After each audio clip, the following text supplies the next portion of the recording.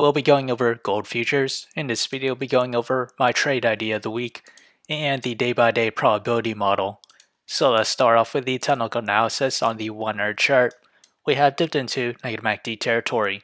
We're off of oversold levels with the RSI, and then we're below the 200 moving average, this green line, which will act as our temporary resistance at the price of $1,779.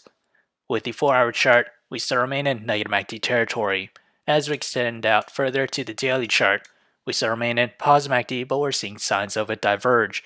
Currently, we're still above the 18-day moving average, this purple line, at a price of $1,764. As for the trade idea, I'll be trading GLD, and my position size for it is less than 1% of my portfolio.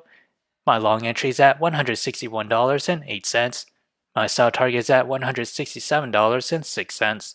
My stop loss is at $159.64. However, if I were to open a short position, my entry is at $168.06, and that is a range here, and that coincides with the closing price back in April 21st.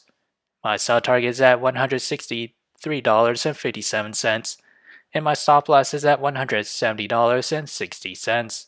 So whichever entry price were to hit first, that'll be my position of the week. So how did I develop these trade ideas? It all comes from the day-by-day probability model, which is available in the link below, so do check it out. As we progress to the 5th day or week of trading, gold futures has a 57% chance to climb between 0 to 2%, a 14% chance to climb between 2 to 4%. To the downside, it has a 29% chance to fall between 0 to negative 2%.